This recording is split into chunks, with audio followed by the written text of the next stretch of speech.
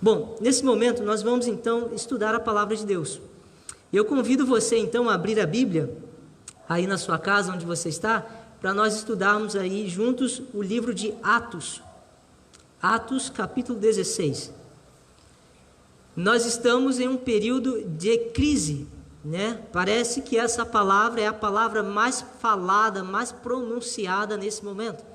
É crise no sistema público de saúde, é crise na economia, é crise nos casamentos, nos lares, crise emocional. As pessoas não aguentam mais o período de quarentena, mas a gente pode ainda assim se apegar à palavra de Deus e enxergar que Deus, ele nos transmite esperança em meio à crise.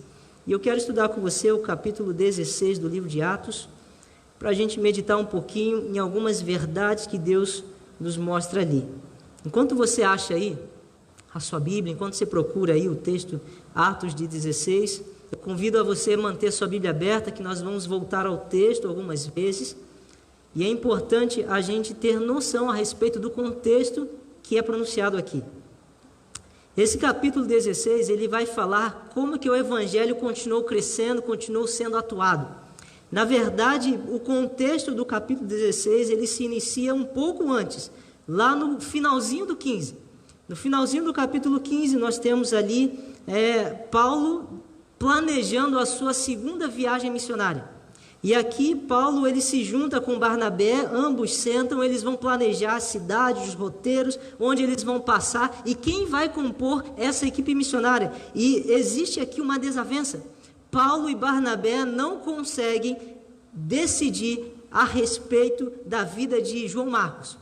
Paulo ele tinha uma visão a respeito de Marcos e ele pensava assim, esse jovem não é confiável, nós não podemos ter ele na nossa equipe. Barnabé insistia, nós precisamos levá-lo, e eles não conseguem chegar a um consenso, então há uma divisão. Agora, ao invés de termos uma dupla missionária, nós temos duas. Isso nós percebemos que é Deus conduzindo a igreja mesmo em meio às divisões. A divisão que houve nesse momento não foi para impedir o crescimento ou avanço da obra, mas foi uma divisão que trouxe um alcance, uma amplitude maior da obra e do Evangelho de Deus. Por que isso? Porque tanto Paulo quanto Barnabé eram pessoas comprometidas com a obra de Deus. Eles sabiam que mesmo que eles tivessem opiniões diversas, opiniões divergentes, eles ainda assim poderiam trabalhar ativamente na obra de Deus. A obra não pode parar. Era a visão que eles tinham. E agora, em vez de ter uma dupla missionária, nós temos duas. Paulo, então, ele decide montar uma nova equipe missionária. Ele chama ali Silas. Mais à frente, ele chama Timóteo também. E eles vão planejar, então, a sua segunda viagem missionária. E aí o capítulo 16 inicia justamente falando da conversão de Timóteo. E a notícia que nós temos aqui no 16, verso 15, é que as igrejas eram fortalecidas na fé por meio do trabalho de Paulo, por meio do trabalho dessas pessoas, e ela cada dia aumentava mais e mais em número. E aqui no capítulo 16 de Atos, eu quero destacar duas lições. A primeira é como que o Evangelho atua neste mundo, ainda hoje. Como é que o Evangelho trabalha? Como é que o Evangelho atua? O Evangelho ele atua primeiramente, queridos, sendo guiado e direcionado por Deus. A partir do verso 6 ao verso 10 desse capítulo, nós vemos aqui a notícia de que Paulo ia percorrendo e ele ia sendo guiado e direcionado por Deus. Veja só o verso 6, diz assim: e percorrendo a região frígio-gálata, tendo sido impelidos pelo Espírito Santo de pregar a palavra na Ásia. Então você percebe que o Espírito Santo está impelindo, está guiando, e o verso 7 continua: defrontando a Pisa, tentavam ir para a Bitínia, mas o Espírito de Deus não o permitiu, e tendo contornado a Mísia, desceram a Troade. E aí no verso 9 Paulo vai falar que ele tem a visão ali de um homem macedônio que está convidando ali para fazer esse trabalho de ministração da palavra na região da Macedônia. Paulo tem a clareza de que é Deus que está o chamando. Paulo tem a noção de que o Evangelho está crescendo e avançando porque é Deus que está direcionando. Eu quero dizer uma coisa para você, querido. Estamos vivendo em tempo de crise, sim, mas o Evangelho não vai parar de crescer. Algumas pessoas estão preocupadas: pastor, quando que vamos abrir novamente a igreja? Quando que nós vamos ter o convívio dos irmãos? Será que o evangelho vai agora regredir? Vai parar de crescer? E eu quero dizer para você, não teremos esse cenário instalado na nossa realidade, na nossa vida. O evangelho vai continuar crescendo, vai continuar avançando, porque quem dirige essa igreja, quem dirige esse povo, quem dirige isso tudo, esse movimento, é o Espírito Santo de Deus, e Ele que vai dirigindo conforme lhe apraz. E eu digo mais, Deus, Ele tem a capacidade de transformar as maldições em bênçãos. Aquilo que talvez poderia ser um empecilho para nós, está se tornando uma grande bênção, porque pessoas que não tinham a coragem de sair dos seus lares, não tinham como vir até a igreja, elas agora podem receber o evangelho na sua própria casa, por meio dos meios de comunicação. É o Espírito de Deus trabalhando, o Espírito de Deus guiando e movimentando essa igreja para que ela cresça, para que ela transmita mais amor e esperança às pessoas e tragam aqui a mensagem de Cristo Jesus. É Deus que está trabalhando, é Deus que está conduzindo, e é isso que o capítulo 16 vai falar, que Deus conduz Paulo. Deus vai falar, Paulo imagina ir ali pela região da Ásia, e Deus vai falando: Paulo, vai por aqui, agora vai para Macedônia, e Paulo vai. E é interessante que quando Paulo ele vai se dirigir a Macedônia, ele decide ali aportar na cidade, talvez a mais populosa e mais desenvolvida ali da região, que era Filipos. E nessa cidade ali, a gente vai ver como é que o evangelho atua nessa cidade. Ele atua não só sendo guiado por Deus, mas ele atua também trazendo a esperança para todos. Quando Paulo desembarca, ele pensa assim: como é que eu posso alcançar essas pessoas? Paulo então descobre que tem um grupo de um grupo de judeus que se reúnem na margem de um rio para adorar ao Senhor aos sábados. Paulo vai até esse grupo de cristãos, de judeus, e lá ele começa a pregar um Cristo ressurreto, um Cristo que morreu para salvá-los, começa a pregar a mensagem de salvação por meio de Cristo Jesus, e é dito ali que a mensagem de Deus alcança o coração de uma pessoa em especial, e a Bíblia é clara em dizer o nome dessa pessoa. O verso 11 diz: Lídia convertida. E aqui nós temos algumas informações a respeito de Lídia. Prestem bem atenção. Lídia era uma pessoa temente a Deus, porque ela frequentava as reuniões de oração. Ela é uma pessoa que estava sempre em conexão com Deus, era uma pessoa sincera, pura e verdadeira. Mas faltava ainda conhecer algumas verdades a respeito de Cristo para que ela fosse salva. Era uma pessoa sincera. A mensagem alcança essa pessoa também. Outra informação que nos é dita a respeito de Lídia é que Lídia, ela era vendedora de púrpura, diz ali o verso 14, vendedora de púrpura. E é interessante isso, fiquei pensando, por que o evangelista Lucas, o autor do livro de Atos, ele nos traz essa informação? Por que isso é relevante? Ela era vendedora de púrpura. Alguns estudiosos vão afirmar que a púrpura era algo muito raro naqueles dias. Além de ser raro, era algo muito valioso. Lídia, provavelmente, ela comercializava algo muito caro e provavelmente ela também fosse uma pessoa que ocupava um alto escalão na sociedade. Uma pessoa que fosse bem desenvolvida na situação econômica. E Paulo ele está pregando aqui, o evangelho alcança justamente essa pessoa. Isso nos traz a clareza de que o evangelho ele pode alcançar a todos. Até mesmo aquelas pessoas que provavelmente têm uma desenvoltura maior na sua situação econômica. E nós sabemos que isso é um grande desafio para o evangelho, porque muitas dessas pessoas têm a dificuldade de reconhecer a sua dependência de Deus. Paulo ele prega, o evangelho alcança, toca o coração de Lídia, ela se converte. E é interessante que essa noção da conversão de Lídia está intimamente em contraste com a conversão a seguir, com a atitude de Paulo a seguir. Depois que Lídia é convertida, a sua casa se transforma a igreja, ela recebe ali Paulo, começa a pregação do evangelho dentro da casa de Lídia. Paulo agora tem um novo desafio. Num dos dias que ele estava se dirigindo para a reunião de oração, num desses dias, é dito ali que vem uma jovem que está possuída de espíritos malignos, e essa jovem ela começa a falar, incomodar Paulo. Paulo então pronuncia uma palavra, uma mensagem de libertação sobre essa jovem. ela agora não está mais dominada pelo poder maligno, porque o evangelho também alcança ela. E sabe qual é o mais interessante? Essa jovem era uma escrava. E perceba bem agora Lucas organizando essas duas histórias no mesmo capítulo e dizendo assim, olha, o evangelho, ele tem o poder para alcançar a todos. Não somente aqueles que têm uma alta posição na sociedade, mas também aqueles que são escravos, aqueles que são servos, aqueles que são mais humildes. Deus, ele tem um plano para salvar a todos.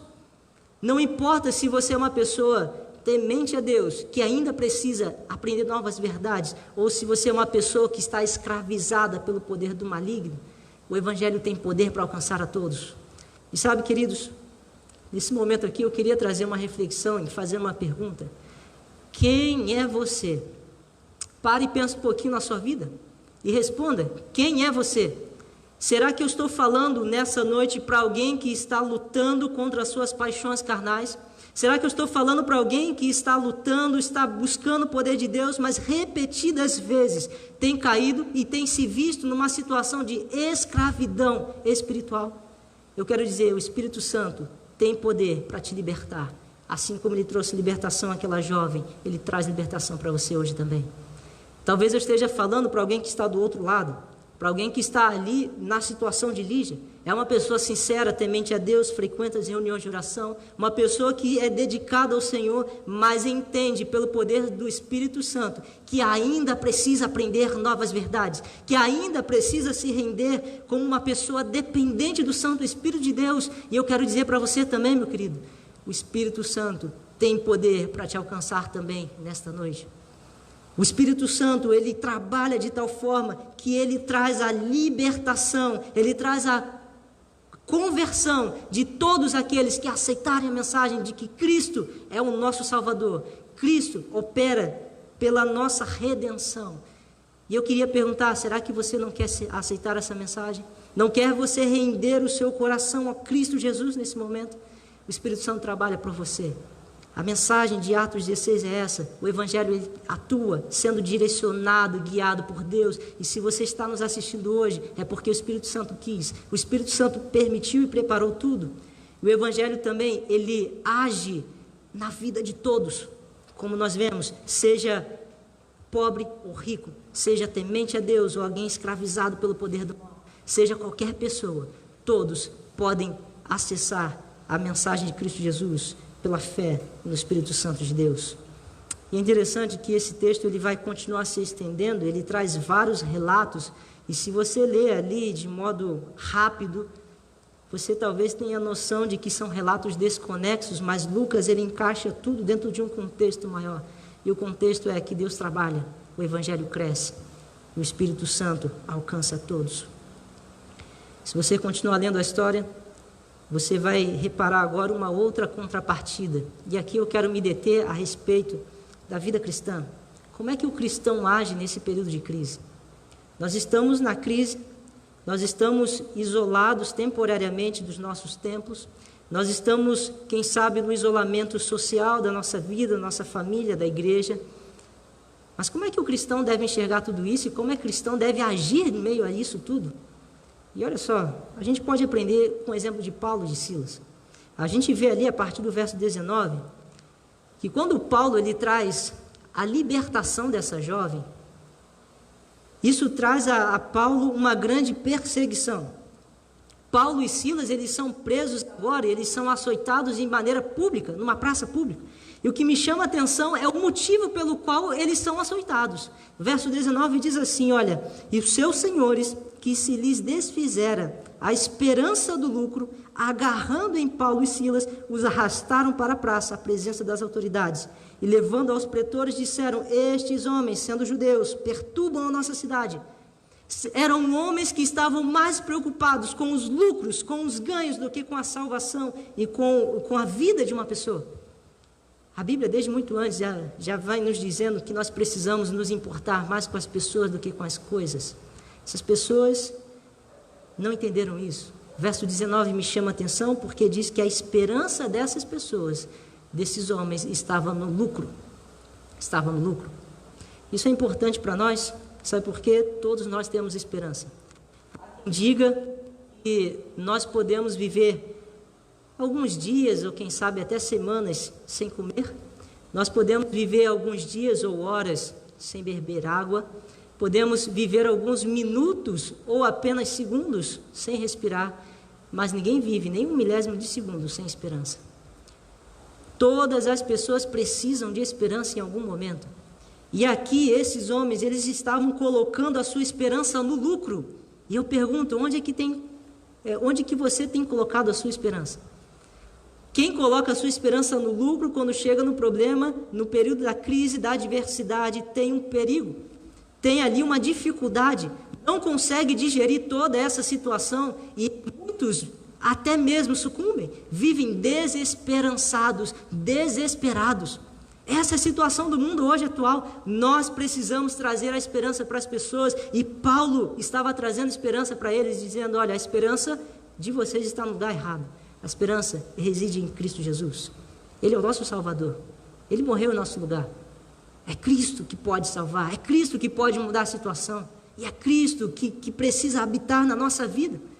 O interessante é que depois que esses dois homens, Paulo e Silas, eles são pegos, eles são açoitados, eles são humilhados em praça pública, agora vem a ordem para que eles sejam presos. E olha só, o verso 24 diz assim, olha: este, recebendo tal ordem, os levou para o cárcere interior e lhes prendeu os pés aos troncos. Na cultura romana, na prisão romana, nós tínhamos ali pelo menos 2 compartimentos para que os internos ficassem alojados. O primeiro compartimento é o compartimento dentro da prisão, mas era um compartimento mais do lado externo, no exterior. E era interessante que esse compartimento, as celas eram mais espaçosas e havia espaço dentro da cela para que os presos tivessem mobilidade. Eles poderiam andar, poderiam conversar entre si, poderiam inclusive, alguns dias da semana, receber visitas. Agora existia também um outro compartimento, uma outra parte dentro da prisão romana, em que era mais interna dentro do prédio, e ali ficavam os presos mais periculosos, aqueles mais perigosos, aqueles que a sociedade enxergavam como realmente um perigo e uma ameaça. E foi justamente ali que Paulo e Silas ficaram. Nessa cela, eles não tinham oportunidade de se movimentar dentro da cela, de modo que os seus braços e pernas ficavam presos, amarrados, acorrentados. E é isso que o verso 24 nos diz. Diz que eles estavam no cárcere interior e prendeu também os pés aos troncos. Eles estavam presos. E agora tente imaginar comigo a situação de Paulo e Silas, como é que estava o seu psicológico nesse momento. Pensem comigo, eles estavam ali por quê mesmo? Eles haviam roubado alguém, matado alguém, cometido algum crime, algum delito? Não. Eles estavam ali justamente por ter feito a vontade de Deus. Foi Deus que guiou, foi Deus que direcionou, foi Deus que falou: vão até a Macedônia, pregue o evangelho. Ele alcança a Lígia, depois ele liberta uma jovem, ele vê o poder de Deus atuando, e agora parece que o céu está fechado. Onde é que está Deus? Eu estou preso, como é que é isso, Senhor? Querido, nós precisamos entender que o fato de estarmos no centro da vontade de Deus não nos isenta de termos problemas, dificuldades e tribulações.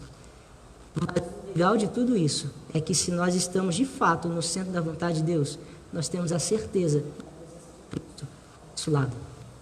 Cristo está ao lado de todos os seus filhos no período de dificuldade. Eu quero que você entenda isso nesse período de dificuldade, nesse período de crise, nesse período de isolamento social. Cristo está ao seu lado. Cristo está guiando, Cristo está protegendo, Cristo está guardando o seu povo. E é interessante de tudo isso, é que Paulo e Silas talvez estivessem ali no escuro, sem água, com sede, com fome, com frio, com medo no coração, mas apesar de toda essa situação, o que me impressiona é que existia no coração deles ainda gratidão, porque eles são capazes de louvar ao Senhor. E eles louvavam ao Senhor. O verso 25 diz assim, por volta da meia-noite, Paulo e Silas oravam, cantavam louvores a Deus, e os demais companheiros da prisão escutavam. Como é que pode isso? Eles estão no período de crise, eles estão sofrendo, eles estão com dores, eles estão com as costas, quem sabe, em carne viva, devido aos açoites. Eles estão sentindo ali, quem sabe, o abandono, o isolamento, eles estão em desespero. Não, eles estão com paz no coração. O que me impressiona é isso. Como que pode a pessoa, numa situação dessa, ainda sentir paz? E a grande pergunta é, de onde vem essa paz? De onde vem essa paz? Essa paz vem de Cristo Jesus. É a presença de Deus ao nosso lado que nos traz consolo e conforto. A paz que Cristo oferece, a paz que Cristo produz no coração de seus filhos é uma paz diferente do que esse mundo dá. A paz do mundo é uma paz momentânea, uma paz circunstancial. Ela depende das circunstâncias. Para que você tenha paz, você precisa ter ausência de guerra. Mas na Bíblia e na visão cristã, a paz, segundo aquela que Cristo nos dá e nos oferece, ela independe de momentos, de situações e de circunstâncias.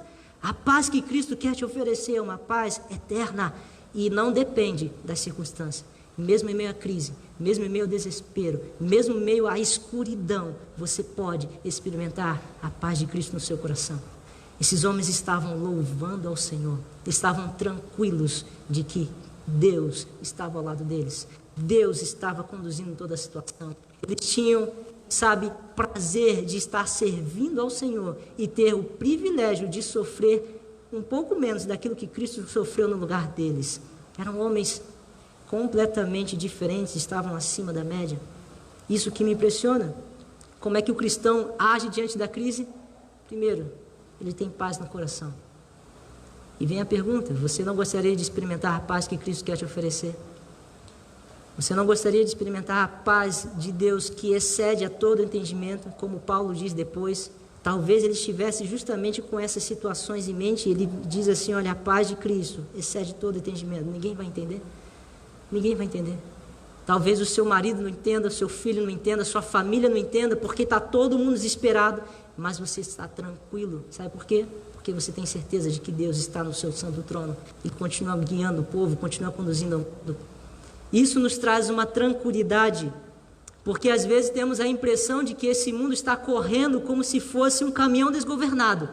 Como se estivesse um caminhão sem freio, está correndo a largos passos no caminho da destruição. Mas nós temos a noção de que Deus ainda está conduzindo tudo. Deus ainda está no seu trono. Nós precisamos ter paz e tranquilidade. E sabe, o que o mundo precisa hoje é justamente disso, de uma palavra de esperança. Uma palavra de esperança. E eu que convido a você a desfrutar da paz que Cristo quer te oferecer hoje. A paz no seu coração.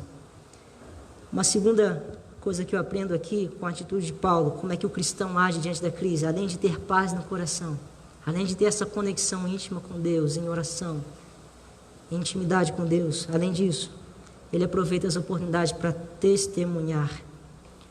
Porque o texto vai dizer que de repente vem um grande terremoto, e é claro que naquela região os terremotos eram algo frequente, mas nenhum dos terremotos causou aquilo que aquele terremoto causou. Justamente naquele momento em que os homens louvavam e oravam ao Senhor, nós cremos que foi uma ação direta do Espírito Santo de Deus, a ação de Deus. Houve um terremoto, trouxe a liberdade a Paulo, a Silas e aos demais prisioneiros. O carcereiro acorda em desespero e ele pensa, eu vou me matar, porque ele sabe que ele receberia a mesma sentença que estava depositada sobre os prisioneiros. E ele já pensa em tirar a própria vida e Paulo já grita, olha, não faça isso, nós estamos bem, estamos aqui. Paulo oferece esperança a uma pessoa desesperançada. A segunda coisa que eu aprendo aqui sobre a atitude do cristão no meio da crise é justamente essa. Nós precisamos aproveitar as oportunidades para testemunhar do amor de Deus. Fale daquilo que Deus já fez por você. Fale daquilo que Deus ainda fará. Olhe para trás. Se Deus foi fiel no passado, por que Ele não seria fiel hoje? Nós devemos testemunhar do amor de Deus falando isso. Existem muitas pessoas que estão nessa situação, em desespero. O pastor aqui citou o caso de uma pessoa, irmã cristã, está em desespero, a ponto de tirar a própria vida. O que falta é a paz de Cristo. O que falta é ser um agente de esperança. Comunicar a esperança, falar do amor de Deus. Quando nós ligamos a televisão hoje, o que nós não vemos é a esperança.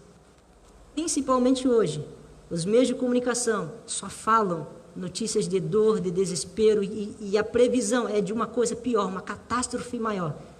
As pessoas falam que a curva de crescimento da doença ainda não chegou ao seu pico e vai vir dias piores. E eles vão falar ainda que depois da crise sanitária vai vir uma crise econômica e você já fica em desespero. Como é que é isso? E você vê a situação em outros países, tantos mortos, famílias despedaçadas, e você já fica temeroso. Sabe, querido, o que nós precisamos? Esperança. Nós, como igreja adventista, precisamos falar uma mensagem, temos uma mensagem a anunciar, e a mensagem é: Cristo está voltando, a nossa esperança não está nesse mundo, está em Cristo Jesus. Essa é a mensagem que tem que ser falada, é isso que nós precisamos falar. Essa palavra esperança, ela já foi incorporada na nossa igreja há muito tempo, Nós hoje temos um canal de rede de televisão, um canal de rádio, que se autodenomina como o canal da esperança. Todos os anos publicamos livros missionários, aqueles livrinhos de R$1, sobre o mesmo tema. E qual é o tema? Esperança.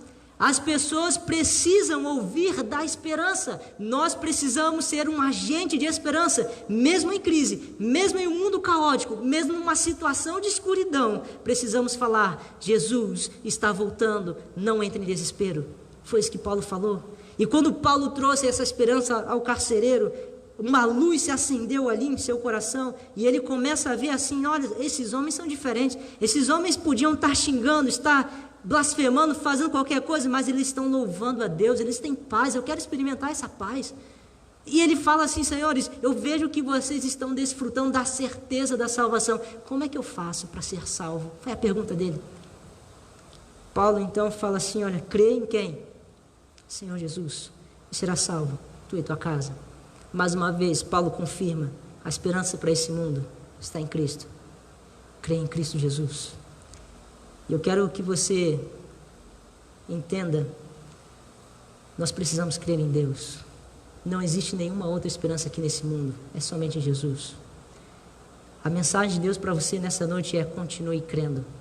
Pastor, está difícil, pastor, eu não consigo, pastor, eu tenho tanta dificuldade, tenho tantas lutas. Querido, continue crendo. Pastor, meu casamento está despedaçado, eu não sei o que fazer, meu emprego já está perigando a perder o emprego, já está chegando a crise econômica aqui na minha casa, já está faltando as coisas. Querido, convite de Deus, continue crendo, creia no Senhor Jesus e serás salvo. Entenda, o próprio Paulo vai falar em outra passagem bíblica que se a nossa esperança as coisas terrenas, as coisas, os fatores aqui desse mundo, nós somos os mais infelizes de todos. A nossa esperança precisa estar no mundo por vir. Cristo Jesus está voltando. Eu preciso acreditar que esse Jesus é o Salvador, é o meu Redentor, e Ele vai cumprir a sua promessa de me buscar e de me levar para um novo lar. Eu preciso continuar acreditando nisso. É essa mensagem de esperança que precisa ser falada hoje, que precisa ser anunciada hoje. Não quer você ser um agente de esperança, não quer você desfrutar da paz que vem de Cristo, não quer você trabalhar na atuação do Evangelho para que outras pessoas sejam alcançadas, não quer você se colocar como instrumento nas mãos de Deus. Se esse for o seu desejo, convido a você a ir até Cristo Jesus todos os dias, dobrar seu joelho e falar: Senhor, está difícil, mas eu quero continuar crendo. Senhor, está difícil, mas eu quero pedir a tua ajuda, o teu poder, para que eu continue crendo e espalhe essa esperança, essa crença a outras pessoas. Sabe, querido, quando nós fazemos isso, nós vamos desfrutar do prazer que é de estar na presença de Cristo. E isso aí não tem preço. Não tem preço. Viver a plenitude da presença de Deus, viver no centro da vontade de Deus, ter a certeza da sua salvação, ter a certeza de que Deus está te usando, ter a certeza que Deus está te abençoando, está ao seu lado. Se você quer fazer isso, quer sentir isso na sua vida, na vida da sua família, convido você a, nesse momento, orar junto comigo, pedindo a bênção de Deus. Feche seus olhos, vamos falar com o nosso Deus. Santo e bondoso Deus, Pai querido, nós queremos, ó Pai, nesse momento suplicar pela Tua bondade. Nós entendemos por Tua palavra que o Senhor tem uma mensagem de esperança. O Senhor quer colocar paz, tranquilidade em nosso coração. É bem verdade, Pai, que muitas das vezes nós impedimos a ação do Santo Espírito. Nesse momento, queremos pedir perdão e misericórdia por isso. Queremos, ó Pai, colocar a nossa vida mais uma vez em Tuas mãos e pedir que o Senhor venha agir no nosso coração, trabalhar em nosso favor, trazer esperança à nossa vida e nos ajudar a comunicarmos esperança também a outros.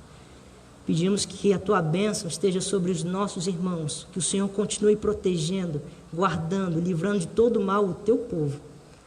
E que todos nós, ó Pai, possamos juntos viver a esperança do retorno de Cristo Jesus. Pedimos a Tua bênção sobre o restante da nossa semana. Em nome de Cristo Jesus. Amém, Senhor. Amém. Que Deus abençoe sua vida, que Deus conduza a sua família e que você tenha paz de espírito, paz no coração.